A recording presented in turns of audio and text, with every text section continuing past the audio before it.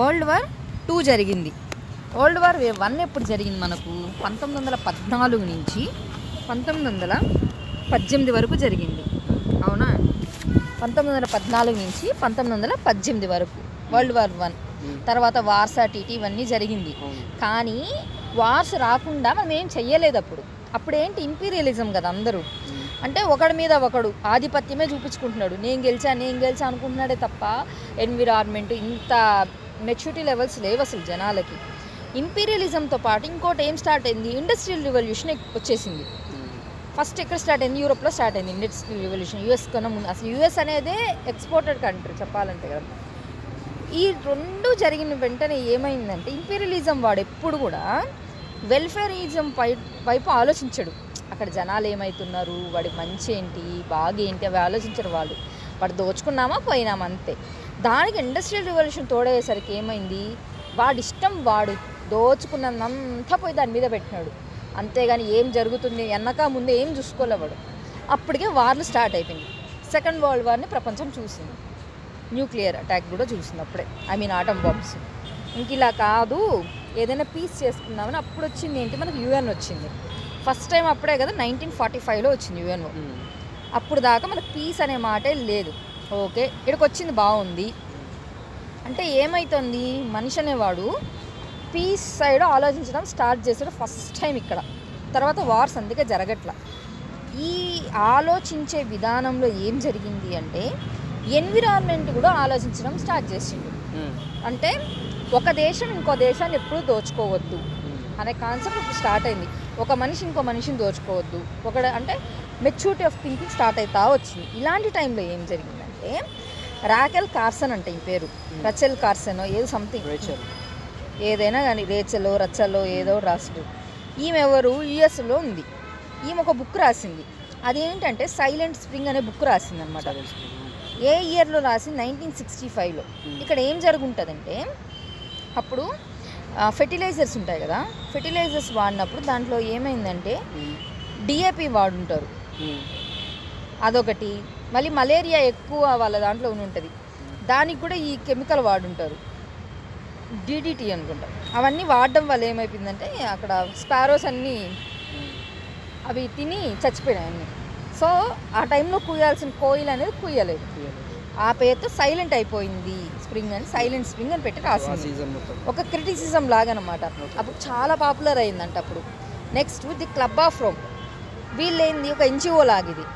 వీళ్ళు ఏంటంటే మనం గ్రో అవ్వాలి కరెక్టే, కానీ ఎంత మూల్యానికి, దానికి కూడా కొన్ని లిమిట్స్ ఉంటాయి, గ్రోతే కాదు అన్నట్టుగా ది లిమిట్స్ టు గ్రోత్ అని ఇంకో బుక్ పబ్లిష్ చేసినారు. దీంతో ప్రతి కంట్రీలో పెద్ద రివల్యూషన్ స్టార్ట్ అయింది. అవునా ఇంత జరుగుతోందా, ఇవి కరెక్టేనా అని. అప్పుడు అంటే మనం చేసే పనుల వల్ల మనమే కాకుండా చుట్టుపక్కల కూడా ఇంత ఎఫెక్ట్ అవుతున్నారా అని అందరూ మాట్లాడుకోవడం స్టార్ట్ చేశారు. ఇదంతా ఇంత గాసిప్స్ అవుతుంటే ఇంక ఇలా కాదని చెప్పి అప్పటికే యుఎన్ ఫామ్ అయిపోయింది 1945లో. ఇప్పుడు ఈ యుఎన్ఓ ఏం చేసిందంటే యుఎన్స్ ఈ నేమ్స్ చాలా కరెక్ట్గా గుర్తుపెట్టుకోవాలి, టెక్నికల్ టర్మ్స్ ఇవే ఇస్తున్నాడు. యూపీఎస్సీలో ఉన్న క్వశ్చన్ పేపర్ అన్ని పీవైక్యూస్ మనం సెండ్ చేశారు గ్రూప్లో, ఇవే ఉన్నాయి. ఏంటంటే UN's conference on human and environment, human మనిషి పర్యావరణం వీళ్ళిద్దరికీ సంబంధించిన సంబంధం ఎలా ఉండాలి అన్నది మాట్లాడారు. ఎప్పుడు 1972 జూన్ 5 రోజు మాట్లాడారు. ఫస్ట్ టైం మనిషి చరిత్రలో అనమాట, ఫర్ ద ఫస్ట్ టైం పర్యావరణం అనే దాని గురించి ఆలోచించడం స్టార్ట్ చేసింది వీడు. అది జరిగింది జూన్ 5 కాబట్టి ఆ రోజుని గుర్తుగా ఎప్పటికీ ఎన్విరాన్మెంట్ డేగా జరుపుకుంటున్నాం. ఇది ఎక్కడ జరిగిందంటే స్టాక్ హోమ్లో జరిగింది. ఈ స్టాక్ హోమ్ ఎక్కడుంది? స్వీడన్లో ఉంది. నార్వే, స్వీడన్, ఫిన్లాండ్ ఉన్నాయి కదా, అట్లా స్వీడన్లో ఉందన్నమాట. ఆ రోజు దాని థీమ్ ఏంటంటే ఓన్లీ వన్ ఎర్త్, మనకుండేది ఒకే భూమి రా నాయన, ఇట్లా చెయ్యకండి అని చెప్పడం వాళ్ళ థీమ్ అనమాట. ఆ రోజు ఏం చేశారంటే సరే మనం అందరి దేశాలని పిలిచారు. అప్పుడు ఇందిరాగాంధీ కూడా పోయిందంట దీనికి మన ఇండియా నుంచి. అంతే కదా, ఎమర్జెన్సీ టైం ఆ టైమే కదా 72, 73 అంటే. అఫ్కోర్స్ 70 ఎమర్జెన్సీ ఇంకా డిక్లేర్ చేయలేదు, కానీ ఆమె ఉన్న పీరియడ్లో అదే కదా ఉంది కాబట్టి చెప్తున్నా. 71 Indo Pak war, Bangladesh war ఆ టైమే కదా. అప్పుడు వీళ్ళందరూ కలిసి కూర్చొని ఏం చేశారంటే అంటే ప్రపంచంలో ఉన్న దేశాల అధినేతలందరూ ఫస్ట్ టైం ఎన్విరాన్మెంట్ కోసం కూర్చున్నారు. ఏ అటామిక్ బాంబు కోసమో, లేకపోతే ఆఫ్రికాను పంచుకోవడానికో, లేకపోతే ఏ మిరైన్ దానికోసమో కూర్చోవాలి. పర్యావరణం కోసం కూర్చున్నారు. వీళ్ళందరూ కలిసి ఏం చేశారంటే, ఇట్లా చేస్తే అవ్వదు కదా, 190 దేశాలు ఉన్నాయి కదా, అందరు కూర్చొని మనం ఒక 26 ప్రిన్సిపల్స్ అనుకుందాం, ఇవన్నీ ఫాలో అవుదాము అని చెప్పి ఒకరికొకరు అనుకున్నారు. ప్రిన్సిపల్స్ సరే, దీనికంటే ఒక ఆర్గనైజేషన్ కూడా ఉండాలి కదా. ఎవడో ఒకడు ఊరికి మాట్లాడుకుని ఎవరి పాటికి వాళ్ళు వెళ్తే ఎవడు చూస్తాడు దీన్నంతా. అందుకని యుఎన్ఈపి అనే ఒక పెద్ద సంస్థ, ఇది నైరోబి కెన్యాలో ఉంటుంది. ఈ క్వశ్చన్ అడిగారు కూడా చాలా. ఇవి చిన్నగా అనిపిస్తాయి కానీ హెడ్ క్వార్టర్ అడగడం వెంటనే పడిపోతుంది, మార్క్ 1 మార్క్ అని వస్తుంది. అందుకని అంటున్నా వచ్చింది. NATO Brussels Germany. UNEP Nairobi కెన్యాలో ఉంది. ఈ రెండు దీని అవుట్కమ్స్ అనమాట. ఇది జరిగిన 50 ఏళ్ళకి, అంటే 2022లో మళ్ళీ 50 year సెలబ్రేషన్స్ అని స్టాక్హోమ్ +50 పెట్టారు. ఇక్కడ ఏం పెట్టారంటే theme A healthy planet for the prosperity. Planet అనేది ఆరోగ్యవంతంగా ఉండాలి, అప్పుడే అది నువ్వెంత వెళ్తో చెప్పగలుగుతుంది.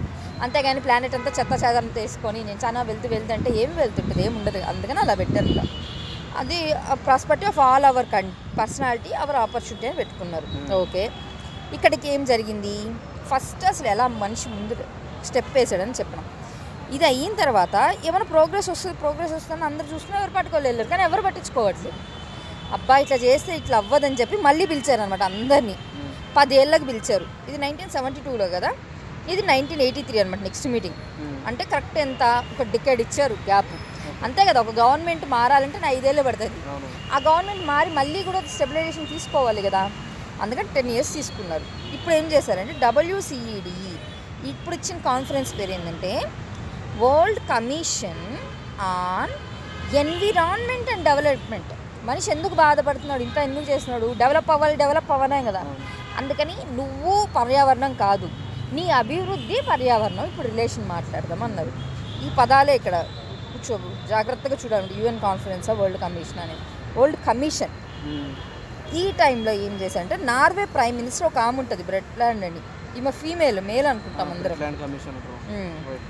ఆమె నార్వే ప్రైమ్ మినిస్టర్, ఆమె అధ్యక్షతను ఒక కమిటీ చేశారన్నమాట. బ్రెట్లాండ్ కమిషన్ అంటారు దాన్ని. ఆ కమిటీ ఒక రిపోర్ట్ సబ్మిట్ చేసింది, అవర్ కామన్ ఫ్యూచర్, మనందరికీ భవిష్యత్తు ఎలా ఉండాలి. అందుకని ఇక్కడ అది మీటింగ్ ఏదన్నా అడగచ్చు. ఆల్రెడీ యూపీసీలో అడిగాడు 2 times ఇట్లా ఏంటి దానిపై. ఎందుకంటే అందరికీ 1972 అని గుర్తుంటుంది, 1983 అని గుర్తుంటుంది, కానీ దాని అథెంటిక్ నేమ్ ఎందుకు గుర్తుంటుంది, అద్దె దెబ్బ పడుతుంది. అందుకని సో అపాయింట్ చేశారు. 84లో ఫస్ట్ మీటింగ్ పెట్టి 87లో రిపోర్ట్ సబ్మిట్ చేశారు. ఈ రిపోర్ట్లో ఏం చెప్పిందంటే ఫస్ట్ టైం అనమాట సస్టైనబుల్ డెవలప్మెంట్ అనే పదాన్ని వాడారు. ఇక్కడ ఆల్రెడీ ఏమన్నా ఎన్విరాన్మెంట్ డెవలప్మెంట్ అన్నాడు కదా, నువ్వు డెవలప్మెంట్ చేసినా ఎన్విరాన్మెంట్ పోతుంది. నేను డెవలప్మెంట్ చెయ్యొద్దని నేను చెప్పట్లేదు, చెయ్యి, కానీ ఎంత, ఎలా సస్టైనబుల్గా చెయ్యి అని చెప్పాలి కదా. ఆ ఎలా అనే దానికి సొల్యూషన్గా సస్టైనబుల్ డెవలప్మెంట్ అని, అంటే ప్రపంచానికి ఇది ఒక పదాన్ని పరిచయం చేసినారు ఫస్ట్ టైం వీళ్ళు, సస్టైనబుల్ డెవలప్మెంట్. దీంట్లో డిఫైన్ కూడా చేసింది అనమాట ఆమె. అది కూడా అనొచ్చు కదా, ఇక్కడ డిఫైన్ చేశారా అని. చేసింది. ఏమని చెప్పిందంటే the development of present generation without compromising of the future aspirations of the next generation. నువ్వు తినేసి మొత్తం తోడేస్తే సరిపోదు, పక్కనోడు కూడా ఉండాలి కదా నీకు తర్వాత వచ్చే తరానికి. నేనేముందిలే, నేను ఉన్నంత వరకు తినేసి చచ్చిపోతాను, నెక్స్ట్ ఏంటి అని లేకుండా ఉండకూడదు. కాబట్టి నువ్వు వాడుకో, కానీ వాళ్ళకు కూడా వచ్చే విధంగా కలిపి వాడు అని చెప్తుందన్నమాట. ఇలా ఇప్పుడు దాకా చూస్తే ఫస్ట్ ఏమైంది, ఒక బుక్ రాశారు, 2 బుక్కులు వచ్చినాయి. 62లో ఒక బుక్ వచ్చింది, అలాగే మళ్ళీ ఏంటి క్లబ్ ఆఫ్ రోము 68లో వాళ్ళది ఒక బుక్ వచ్చింది. ఆ బుక్కులు ఇద్దరు గొడవ వల్ల ఇట్లా బుక్కులు రాసుకుంటుంటే ఇంక ఇష్ట ప్రకారం ఇట్లా అవుతుందని చెప్పి యూఎన్ ఇన్వాల్వ్ అయిపోయింది. యూఎన్ ఇన్వాల్వ్ అయ్యి ఏం చెప్పింది, హ్యూమన్కి ఎన్విరాన్మెంట్ ఏముంది అని చెప్పి చేసింది. తర్వాత 10 years వెయిట్ చేసింది, ఏమైనా చేస్తారేమో వీళ్ళు, ఏమైనా డెవలప్మెంట్ వస్తుంది అనుకునింది, ఏం రాలే. అందుకని ఏం చేసింది, మళ్ళీ వరల్డ్ కమిషన్ అని చెప్పేసి మళ్ళీ స్టార్ట్ చేసింది. ఇప్పుడు ఇది అయిన తర్వాత ఏమైందంటే ఇక్కడ వచ్చారు, ఇక్కడ ఒక కమిటీ వేసుకున్నాము, ఆ కమిటీ రిపోర్ట్ సబ్మిట్ చేసింది. కరెక్టే, అంతేనా? కాదు కదా. ఇప్పుడు అందరూ దాన్ని పార్టిసిపేట్ చేయాలి. ఇప్పుడు నేను ఒక చట్టం తీసుకొచ్చి ఇదంతా మీకు అప్లై అయిపోతుందంటే సరిపోదు కదా. మీరందరూ కూడా దాంట్లో పార్టిసిపేట్ చేసి ఓట్ చేసి దాని ప్రోస్ ఏంటి కాన్స్ ఏంటి చెప్పాలి. చెప్పకుండా ఉంటే ఎట్లా? అట్లా ఈ రిపోర్ట్ ఇచ్చింది కరెక్టే, కానీ దాని మీద డిస్కషన్ పెట్టాలా. సో ఇప్పుడు దాన్ని డిస్కస్ చేయడానికి మీరు రండి అని మళ్ళీ పిలిచారు. అప్పుడు 1992 రియో సమ్మిట్ పెట్టారు. రియోలో జరిగింది, దాన్ని రియో సమ్మిట్ అంటాం, కరెక్టే. కానీ దాని పేరు ఏంటంటే UN convention on environment and development. ఇన్నా కూడా economy and development, environment and development, ఇది ఎకానమీ డెవలప్మెంట్ కదా, ఎన్విరాన్మెంట్ డెవలప్మెంట్. కానీ అది ఏంటి, వరల్డ్ కమిషన్ అది. కానీ ఇది యుఎన్ అంటే అంతర్జాతీయ సంస్థ కదా. వరల్డ్ కమిషన్ అంటే అది ఏమి ఉంది, దానికి శాంటిటీ లేదు కదా. బట్ ఇక్కడ ఒక ఆర్గనైజేషన్ అనే దాన్ని టేకప్ చేసింది ఇక్కడ. కాబట్టి ఇదనమాట UN convention on environment and development. ఇది ఏ రోజు చేస్తుంటారంటే, ఇప్పుడు మనకు ఎర్త్ డే ఎప్పుడు, దీన్నే ఎర్త్ సమ్మిట్ అంటారనమాట. ఈ ఎర్త్ డే రోజు ఆ రోజు చేసినప్పటికీ ఈ ఏమంటారు, ఆ డేట్ని ఎర్త్ డేగా ఎవ్రీ ఇయర్ చేసుకుంటాం దాని గుర్తుగా. అదే స్టాక్ హోమ్ అయితే ఏమనుకుంటాం, ఎన్విరాన్మెంట్ డే అనుకుంటాం. ఓకే, దీంట్లో ఏమేమి బయటకు వచ్చాయంటే 3. ఇప్పటిదాకా జరిగిపోయిన దాన్ని ఇంకా మీదట కంటిన్యూ చేయకూడదు, అంతే కదా. ఇప్పుడు తప్పు చేస్తూ అంటే పిల్లోడు ఉన్నాడు, వాడు చదవట్లేదంటే ముందు వాడు చదివేలాగా చూడాలి. తర్వాత నెక్స్ట్ టైం ఈ సిచ్యువేషన్ వాడికి రాకుండా ముందే ప్రికాషనరీ మెజర్స్ కూడా తీసుకోవాలి. అవునా, అంటే ఏంటి, నీకు ఇప్పుడు మెడిసిన్ ఇస్తా, మళ్ళీ ఫ్యూచర్లో కూడా ఇలాంటిది రాకుండా ఉండాలంటే నువ్వు ఎలా బిహేవ్ చేయాలో ముందే నీకు ఒక క్లారిటీ ఉండాలి. అట్లా యుఎన్ఎఫ్సిసి అనే ఒకదాన్ని, సిబిడి అనే ఒకదాన్ని, యుఎన్సిసిడిని కూడా ప్రపోజ్ చేసింది. కానీ యుఎన్ఎఫ్సిసి, సిబిడి అనేవి 2 ఆ రోజు అక్కడ జరిగిన కన్వెన్షన్లోనే క్లియర్ అయిపోయింది. కానీ ఈ సిసిడి అవ్వలేదు. 2 years తర్వాత అందరూ సైన్ పెట్టుకున్నారనమాట. కానీ 2 అయితే వచ్చేసినాయి కదా. కానీ దీనికి సీడ్ ఎక్కడ పడింది, ఇక్కడే కదా సిసిడి కూడా. సో అందుకని ఇక్కడే చదువుకుంటే కరెక్ట్. ఇది అంటే UN framework on convention on climate change. ఇదేంటి, కన్వెన్షన్ ఆన్ బయోడైవర్సిటీ. నెక్స్ట్ ఇదేంటి, డెసర్టిఫికేషన్. ఇప్పుడు దాకా ఏమైంది వల్ల క్లైమేట్ చేంజ్ అయ్యింది. క్లైమేట్ చేంజ్ అంటే గ్రీన్ హౌస్ గ్యాసెస్ ఉన్నాయి, దానివల్ల గ్రీన్ హౌస్ ఎఫెక్ట్ జరిగింది. దానివల్ల ఏమైంది, గ్లోబల్ వార్మింగ్ అయ్యింది. అది ఇంకా ఎక్కువైతే ఏమవుతుంది, క్లైమేట్ చేంజ్ అయిపోతుంది. గ్లోబల్ వార్మింగ్ అంటే ఆ రోజుకి అక్కడ జరిగింది, కానీ అట్లా ఇది కాదు కదా, ఇది వేరు. అట్లా అంటే నీకు క్లారిటీ ఉండాలి, అట్మాస్ఫియర్ వేరు క్లైమేట్ వేరు అనేది ఐడియా ఉండాలి. అట్మాస్ఫియర్ అంటే ఆ రోజు ఏంటి, టెంపరేచర్ ఎక్కువ ఉందా తక్కువ ఉందా అని, కానీ ఒక 10 ఏళ్ల నుంచి ఎలా ఉంది అని చెప్పేది క్లైమేట్. అట్లా ప్రొలాంగ్నెస్ పెరిగినప్పుడు క్లైమేట్ చేంజ్ అవుతుంది, అప్పటికప్పుడైతే గ్లోబల్ వార్మింగ్ అవుతుంది అనమాట. సో ఇక్కడ ఏం చేశారంటే క్లైమేట్ చేంజ్ అయింది ఫస్ట్. ఎందుకంటే వర్షాలు ఏ టైంలో పడాలి అలా పడట్లేదు, ఫెర్టిలైజేషన్ ఏ టైంలో జరగాలి అలా జరగట్లేదు. ఎర్లీగా రిప్రొడక్షన్ సిస్టమ్ ఎందుకు పెరిగిపోతున్నాయి, అందరికీ ఒకటని కాదు, యానిమల్స్ ఎఫెక్ట్ అవుతున్నాయి, మనుషులు ఎఫెక్ట్ అవుతున్నారు, వర్షాలు పడేది అంటే ప్రకృతి మొత్తమే డిస్టర్బ్ అవుతుంది. సో క్లైమేట్ చేంజ్ మీద పెట్టారు. తర్వాత ఇవన్నీ ఎవరి కోసం, మనుషుల కోసమే కదా. సో బయోడైవర్సిటీ, జీవ వైవిధ్యం. అలాగే డెజర్టిఫికేషన్ అయిపోతే ఏమవుతుంది, ఇప్పుడు అగ్రికల్చర్ మనకి ఫుడ్ సెక్యూరిటీ ఉండాలి కదా. తినడానికి ఏం కావాలంటే పండించే పంట పండకుండా మానేస్తుంది. అంటే ఇవన్నీ ఎసెన్షియల్ ఎలిమెంట్స్ కదా. సో ఆ 3 తెచ్చారు. అలాగే నెక్స్ట్ ఫ్యూచర్లో ఎలా ఉండాలి మనము అనేదాన్ని అజెండా 21 అనే పేరుతో తీసుకొచ్చారు. ఇక్కడ చేశారు, బాగుంది. మళ్ళీ 10 years కూర్చున్నారనమాట. ఈ అజెండా 21 చెప్పినాం కదా, దాని ప్రోగ్రెస్ చూద్దాం రండ్రా అని చెప్పి అందరు పిలుచుకున్నారు. అప్పుడు దాన్ని రియో 10 అంటాము. ఇది జోహాన్స్బర్గ్లో జరిగింది, సౌత్ ఆఫ్రికాలో జరిగింది. ఇప్పుడు ఏమన్నా అంటే దీన్ని అదేంటి, యుఎన్ కన్వెన్షన్ ఎన్విరాన్మెంట్ డెవలప్మెంట్ కదా, సౌత్ ఆఫ్రికా. ఇది అజెండా 21 చెప్తున్నారు.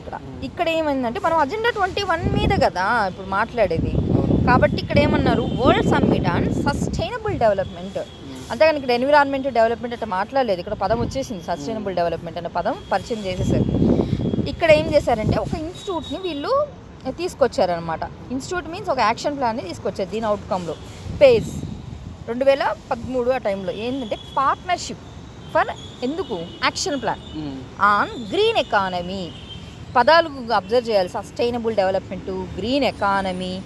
కొంచెం కొత్తవి ఇప్పుడు మనకు నార్మలే, కానీ అప్పుడు అది కొత్తది కదా. ఇప్పుడు గ్రీన్ హైడ్రోజన్ మిషన్ ఇప్పుడు మనకు కొత్తగానే ఉంది, అప్పుడు వాళ్ళకి అలాగే ఉంటుంది. ఎకానమీ ఉంది కానీ గ్రీన్ ఏంటి బ్లూ ఏంటి అని ఒత్తుకుంటుంది ఆ టైం అనమాట. ఇప్పుడు 2012కి వచ్చిందనమాట. ఇప్పుడు ఏమైంది అంటే మళ్ళీ రియోలోనే చేశారు, అందుకే అది రియో+20 అంటున్నారు.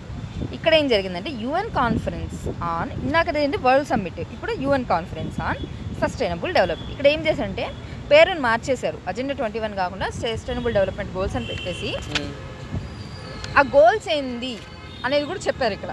అవి మొత్తం ఎన్ని వచ్చాయంటే 17 వచ్చాయి, 169 టార్గెట్స్ వచ్చాయి. ఈ 17 ఏందనేది నీకు ఫండమెంటల్ డ్యూటీస్ ఎలా గుర్తుంటాయో ఇవి అలా టకటక చెప్పేయాలి. ఎట్లా అంటే ఇక్కడ రాసుకోవాలి అది ముందే, అప్పుడు క్లారిటీ ఉంటుంది. ఎట్లా గుర్తుపెట్టుకో, PHHEI UR CAUA ఏంటి పిహెచ్ ఎవరికైనా గుర్తుంటుంది కదా, వాటర్ లెవెల్. పి పావర్టీ, ఎందుకంటే అది 1 ఏంటి SDG అంటే మనం చూస్తేనే అప్పుడు గుర్తు రావకూడదు, నీకు ఎప్పటికీ గుర్తుండాలి, మైండ్లో ఫిక్స్ అయిపోయింది అలా. పావర్టీ, హెల్త్, పావర్టీ, హంగర్, తర్వాత ఏంది హెల్త్ ఉండాలి, అప్పుడే కదా బాగా చదువుకుంటావు. ఇప్పుడు నాకు బాగాలేక కాబట్టి వచ్చేసినాను, నువ్వు చదవకుండా. హెల్త్ ఉంటే ఎడ్యుకేషన్ బాగుంటుంది, తర్వాత ఇన్ఈక్వాలిటీస్ తగ్గుతాయి. నెక్స్ట్ WE అంటే వాటర్ ఉండాలి, ప్రాపర్ శానిటేషన్ ఉండాలి, అప్పుడు ఏమంటుంది నీకు ఎకనామిక్ గ్రోత్ జరుగుతుంది. ఎనర్జీ ఉన్న తర్వాత ఏమంటుంది నీకు వర్కింగ్ కండిషన్స్ సరిగ్గా ఉండాలి, తర్వాత ఇన్ఫ్రాస్ట్రక్చర్, ఇండస్ట్రీస్లో డీసెంట్ జాబ్ ఉండాలి. దానివల్ల ఏమైతే సస్టైనబుల్ సిటీస్ నిర్మించగలవు. సస్టైనబుల్ సిటీస్ ఉంటే నీకు రెస్పాన్సిబుల్ ప్రొడక్షన్, కన్జంప్షన్ అనేది ఒక నీవు మెచ్యూర్డ్ పర్సన్ అవుతావు అప్పుడు. ఎందుకంటే ఎంత అంటే ప్రొడ్యూస్ చేసి అంతా బయట పడేసి ఇవన్నీ చేయరు అప్పుడు. ఇదే లైఫ్, మన ప్రైమ్ మినిస్టర్ చెప్పారు కదా, ఆ లైఫ్ కాన్సెప్ట్ కూడా ఇదే అనమాట. అంటే నీ వే ఆఫ్ థింకింగ్ మారాలి ఫస్ట్, అప్పుడు ఆటోమేటిక్గా అన్నీ మారుతాయి అని చెప్పడం. తర్వాత ఏంటి ఆర్ అని చెప్పిన. ఆర్ అయింది ఇక్కడికి వచ్చేసి రెడ్యూస్ ఇన్ఈక్వాలిటీస్ తగ్గుతాయి. ఈ సేమ్ లాస్ట్ 2 వేరే ఇట్లాగే ఉంటాయి. అందుకే నేను 4 అట్లా డివైడ్ చేయకుండా ఒక లైన్లో డివైడ్ చేసిన. ఇప్పుడు వాళ్ళు కూడా ఏదో ఒక థీమ్తో కదా పెట్టుకుని ఉంటారు, ఊరికే మనం చూసుకోవడం కష్టమవుతుంది. నెక్స్ట్ ఇవన్నీ ఎందుకు చేస్తున్నాం, క్లైమేట్ యాక్షన్ కోసం చేస్తున్నాం. సో అది తర్వాత ఫస్ట్ భూమి లోపల అదే వాటర్లో కదా ప్రాణం వచ్చింది, క్లైమేట్ అండర్ వాటర్, తర్వాత అబోవ్ ల్యాండ్కి వచ్చింది. తర్వాత ఏంది వీటన్నిటికి కావాలంటే పీస్ ఉండాలి, ఫస్ట్ జస్టిస్ ఉండాలి.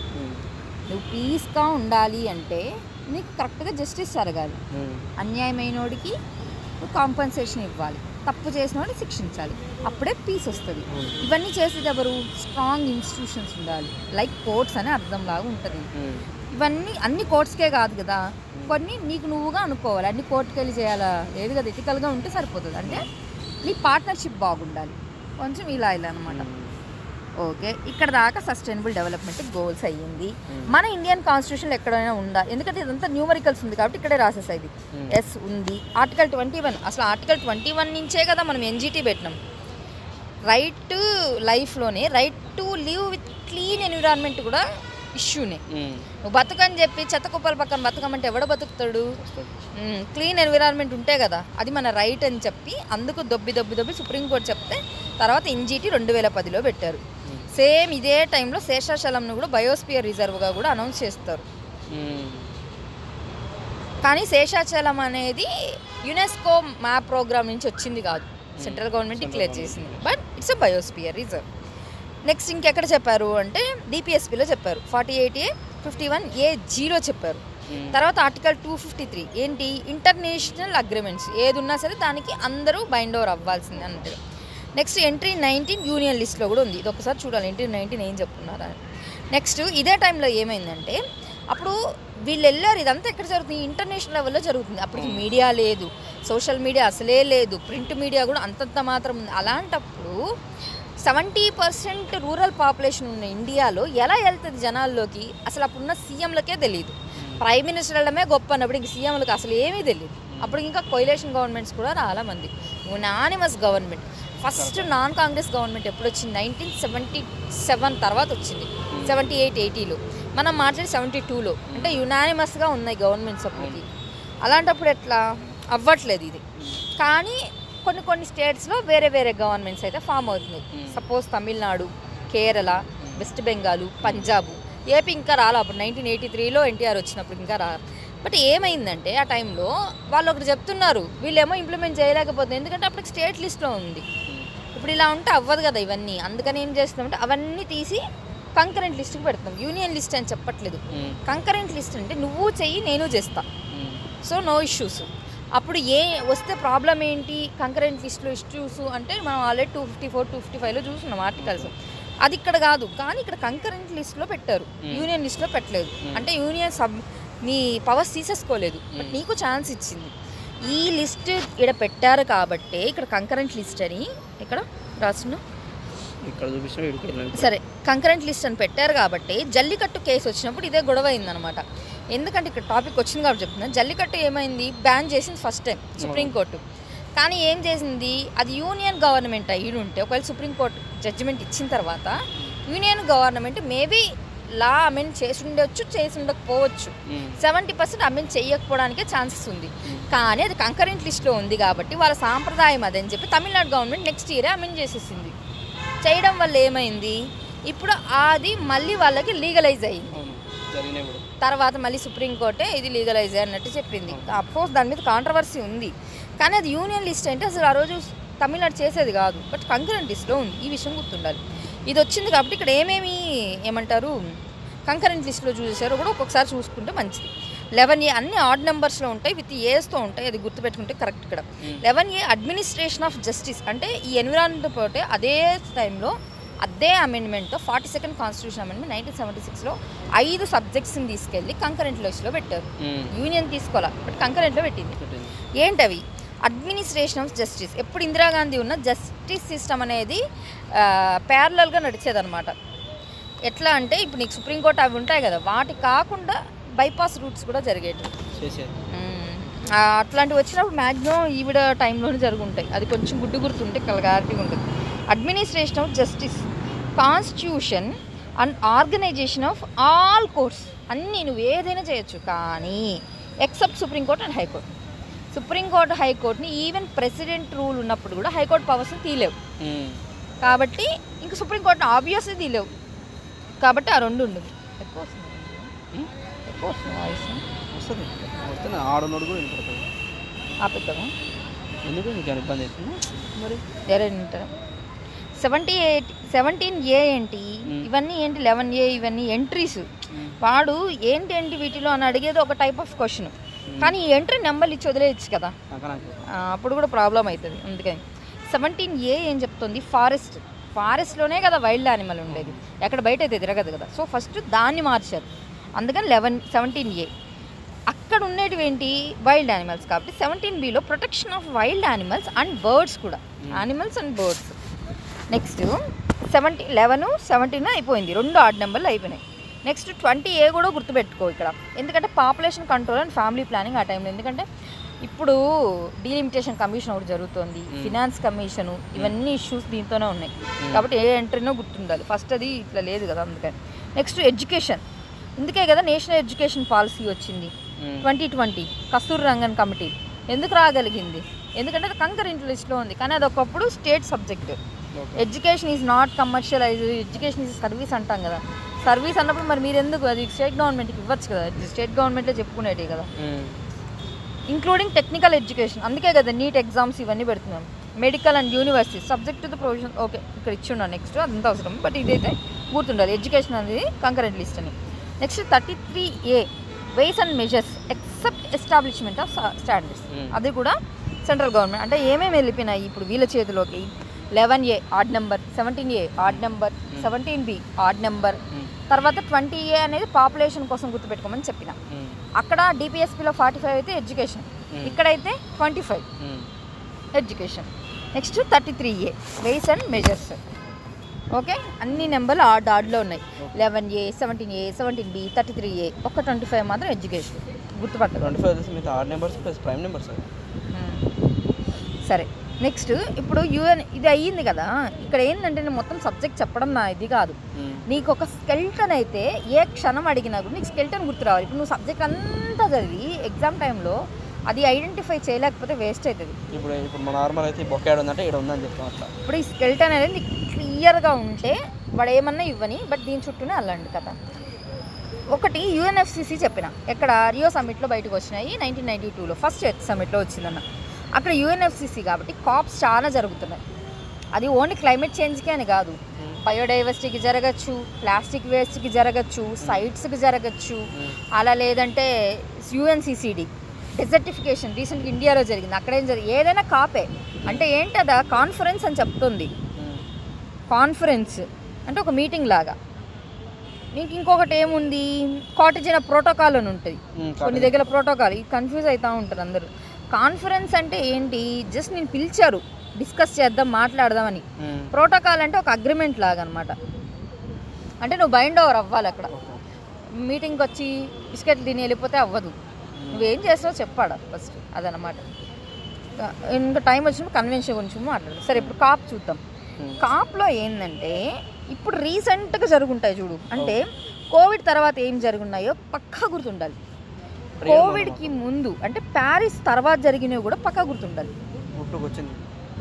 ఇవి ఎంత గుర్తుండాలంటే అసలు అక్కడ నీకు డౌట్ రాకూడదు, ఇంకా క్లారిటీగా విత్ ఇయర్ గుర్తుండాలి. మిగతా అంటావా ఓకే అది ఎట్లయినా అవుతుంది, కానీ ఇది మాత్రం గుర్తుండదు ఫస్ట్. అందుకని ఫస్ట్ ప్యారిస్ సమ్మిట్ నుంచి ఏం జరిగిందో చూద్దాం.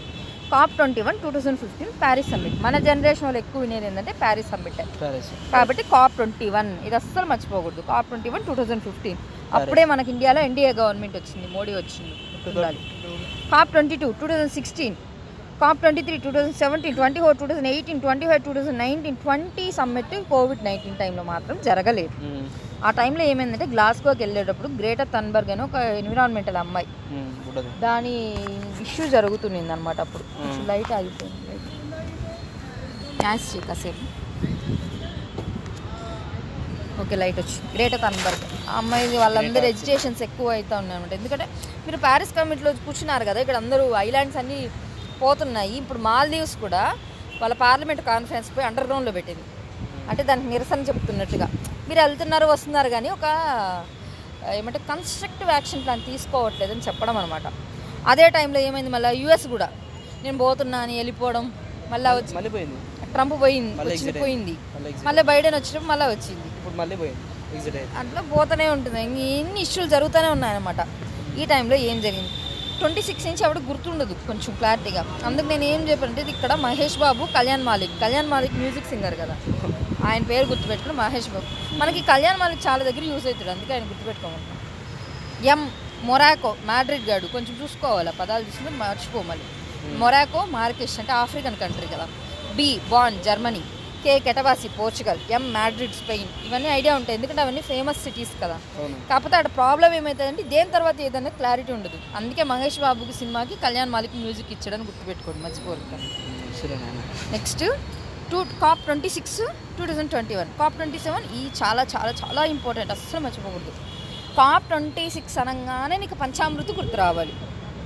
లైఫ్ మనం తర్వాత చెప్పాం, కానీ పంచామృత్ అనేది క్లారిటీగా రావాలి.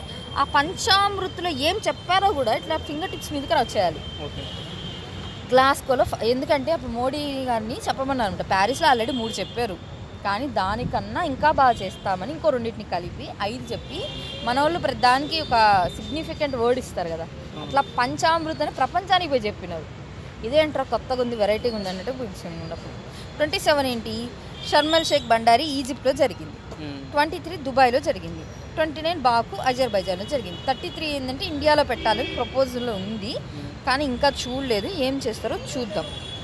ఓకే, మొత్తం 30 చూద్దాం. నెక్స్ట్ ఏదో చెప్తున్నా, పంచామృత్కి వచ్చినాం కదా. ఈ పంచామృత్ దగ్గర ఏందో కూడా ఇక్కడ నేర్చేసుకోవాలి. ఇక్కడ ఏంటంటే ఒకటి తగ్గిస్తున్నాము అంటే ఏ విధంగా తగ్గిస్తున్నాం, by increasing of other substitution, అంతే కదా. అట్లా ఏంటి ఫస్ట్ ఏం తగ్గించాలనుకుంటున్నావు నువ్వు, కార్బన్ ఎమిషన్స్ తగ్గిస్తావు. ఏం తగ్గిస్తావు, అదేంత అంటున్నాడు 1 బిలియన్ టన్స్ కార్బన్ ఎమిషన్స్ తగ్గిస్తా నేను అని చెప్పారు. నెక్స్ట్ 45% ఆఫ్ ఫాసిల్ ఫ్యూయల్స్ని తగ్గిస్తా అని చెప్పారు. ఎలా తగ్గిస్తావు మరి, ఎలా అంటే నాకున్న ఎనర్జీ రిక్వైర్మెంట్స్ అన్నీ 50% ఎనర్జీ రిక్వైర్మెంట్స్ని రెన్యూవల్ ఎనర్జీ ద్వారా సబ్స్టిట్యూట్ చేస్తా. మళ్ళీ నేను ఏం చేస్తానంటే ఇది 500 గిగావాట్స్ అనుకో, ఒక్కసారి చూస్తాను 500 అండ్ గిగావాట్స్ రెన్యూవల్ ఎనర్జీని తెచ్చుకుంటా అని చెప్పారు. ఈ 2 పెట్టడం వల్ల ఇది సబ్స్టిట్యూట్ అయిపోతుంది. ఇవన్నీ ఎప్పటి వరకు లోపల చేస్తానని చెప్తున్నా, 2030 లోపల చేస్తా. ఇప్పుడు నేను ఏ ఇయర్లో ఉన్నా 2025, అంటే నాకు ఇంకా 5 ఏళ్ళే ఉంది గ్యాప్. నెక్స్ట్ ఇదన్నీ చేసి 2030కి నేను నెట్ జీరో అయిపోతా. ఎప్పటికీ 2070కి నెట్ జీరో. అంటే నేనేమి వదలని కాదు, వదులుతా, కానీ అవన్నీ నేను మన ఇంట్లో చెత్త మనమే క్లీన్ చేసుకోవడం, చెత్త పడేస్తా, కానీ ఆ చెత్త నీట్గా పక్కన పడేస్తా. సో నేను వదులుతాను బయటికి గ్యాస్ ఇవన్నీ, కానీ అవన్నీ అబ్జర్వ్ చేస్తున్నాను, అంటే కార్బన్ సింక్ అలాంటి క్రియేట్ చేసుకొని సో నెట్ జీరో అయిపోతుంది. అలాంటి పనులు చేస్తాను అని చెప్పింది. ఇక్కడ ఇంకొకటి కూడా కార్బన్ ఇంటెన్సిటీ ఉంటుంది 1 బిలియన్ అంటే ఒక జీడిపి 1 యూనిట్ జీడిపి. ఇప్పుడు ఎట్లా ఒక 50 రూపాయల పెన్ వర్త్ దాన్ని నువ్వు క్రియేట్ చేయాలి అనుకుంటే నువ్వు రా మెటీరియల్ ఒక 30 రూపాయలు ఎంతో కొంత పెడితేనే కదా 50 రూపాయల ప్రోడక్ట్ సప్లై అవుతుంది. అంటే ఒకవేళ పవర్లో తీసుకుంటే అది ఒక 50 రూపీస్ పెన్ నువ్వు ఏమంటారు ప్రొడ్యూస్ చేయడానికి ఎంతో కొంత కరెంట్ వాడుంటావు, అంటే ఒక 20 రూపాయలు ఎంతో కొంత వాడు. అట్లాగే ఒక పెన్ ప్రిపేర్ చేయడానికి నువ్వు ఎంత కార్బన్ ఎమిషన్స్ రిలీజ్ చేసినావు అని చెప్పడమే కార్బన్ ఇంటెన్సిటీ అనమాట. అంటే నువ్వు రిలీజ్ చేసే ప్రోడక్ట్ ఎంత మూల్యానికి అన్నట్టు చెప్పడం. సరే, ఇది పంచామృతాల గురించి చెప్తోంది. ఇప్పుడు కొంచెం హిస్టరీ లోపలికి వెళ్ళి చూద్దాం. ప్యారిస్ ప్యారిస్ ప్యారిస్ అంటున్నాం.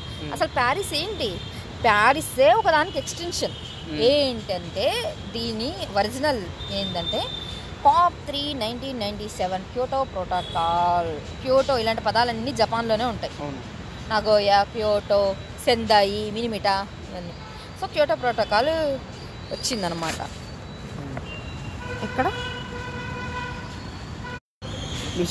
సరే, క్యోటో ప్రోటోకాల్ వచ్చింది. ఈ క్యోటో ప్రోటోకాల్ ఏం జరిగింది అంటే ఇక్కడే జరిగింది కాబట్టి చెప్తాను, అప్పుడే గుర్తుంటుంది కొంచెం. క్యోటో ప్రోటోకాల్ బ్యాక్గ్రౌండ్ ఏమైందంటే 1997లో తీసుకొచ్చారనమాట ఒక ప్రోటోకాల్ని.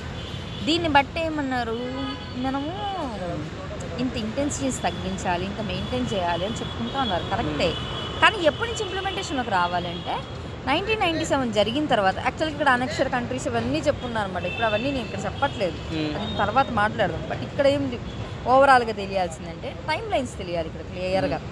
యుఎస్ ఏం చేసింది, 2005 వరకు జాయిన్ అవ్వాలి అసలు. మీరేమో చెప్తున్నారు కదా అన్నీ తగ్గించండి అది ఇదని.